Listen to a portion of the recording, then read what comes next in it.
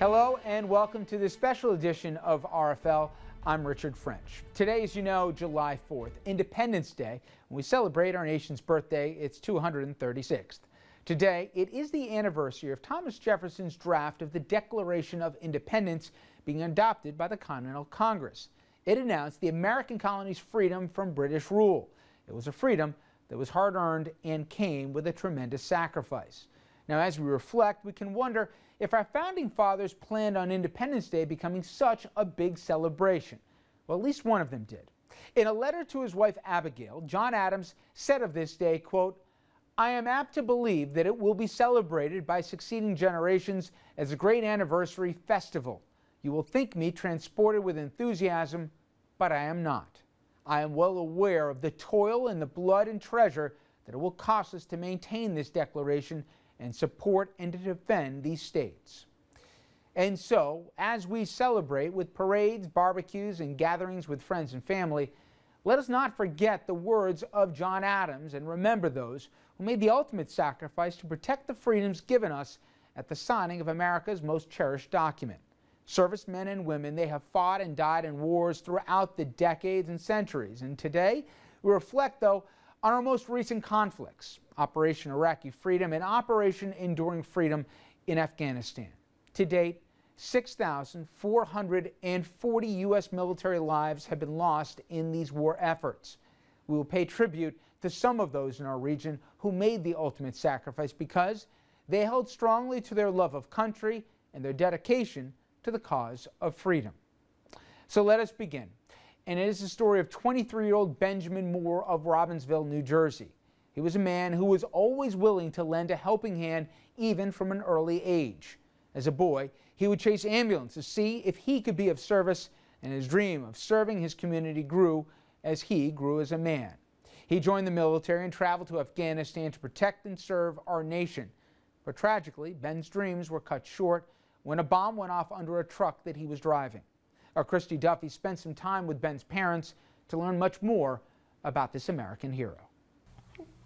The boys will go in, the men will come out. We're risking our lives so you don't have to. Amy Moore says 9/11 profoundly changed her son's outlook on the world and the role he'd play in it. God watch over me and the soldiers that fight.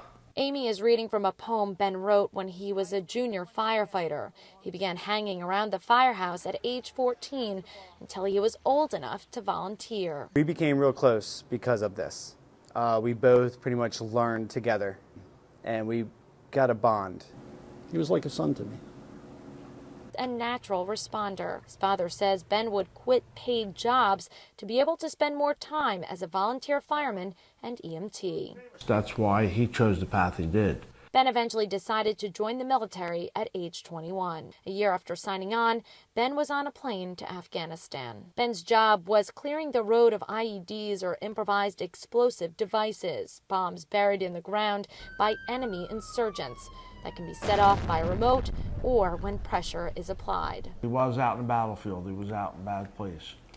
So every day you live this stuff, waiting for a phone call or waiting for an email or something, waiting for something on the computer. Ben was stationed in Ghazni province in Afghanistan, about 60 miles from the Pakistan border. He drove what's called an MRAP vehicle, or a mine-resistant, ambush-protected vehicle. His unit on the front line, clearing a path for the convoy to safely move through. His position putting him at high risk. Ben survived 2 IED blasts. It blew up right in front of them both times, like right there, like they stopped before the IED went off, and it just blew up right in front of them. Andrew Doc Collins served alongside Ben.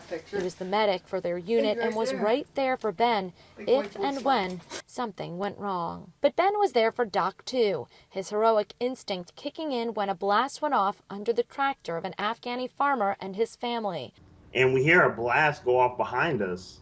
And so I look back, and there's this puff of smoke and a tractor that was tipped over. He ran up to the vehicle, because he knew he had to help out. Running over even though that area had not yet been cleared. It was off the road and could have been riddled with IEDs. By the time I got there, pretty much everything was taken care of. Ben's last visit home was during the holidays of 2010. He even got stuck due to a snowstorm and was able to stay with family and friends for an extra week before heading back to Afghanistan for what would be his final mission. He was nervous. He was scared. And all the guys were like, you know, this is like our 70th mission. It'll be okay. Ben usually slept on the bottom bunk, but that night before mission, he had borrowed a Bible from one of the guys. And he was up on the top bunk, and he was reading the Bible. He went out. I mean, he must have knew it. Of the 5 men in the MRAP vehicle, only 2 survived the blast of a 500-pound bomb blowing up right beneath them. Doc Collins was in one of the trucks just behind Ben, rushing to his aid when the blast went off. I was there, and, you know, I had to take my 3 fallen comrades off the battlefield. 23-year-old Specialist Benjamin Moore, 30-year-old Staff Sergeant Omar Aceves, a father of 6, and 20-year-old Corporal Jared King on January 12th of 2011. Ben was supposed to return home just 5 months later, just in time for his brother's wedding. He was the best man, Ben finishing the final draft of his speech 2 days before his death. I opened up one of the books and I started to read, and in there was the toast for the wedding. The toast from Ben was read aloud at the wedding. You taught me that when the world knocks you down, it is not how hard you hit, but how high you can bounce back up and make the best out of a bad situation. Never look back at the hard times. Always make the best of life like you do now. Cheers. Cheers. He loved his home where he was from. He would always talk about it, and I found out why. And you never know how precious life is until something like this hits home. Miss him every day. Miss him every day. And I think about how many people he would have helped in a lifetime. We all miss him.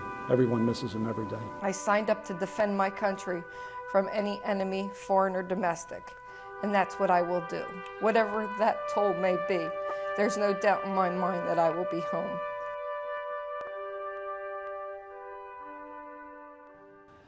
Army Specialist Benjamin Moore was the 28th service member from New Jersey to lose his life in Afghanistan since the war began in 2001.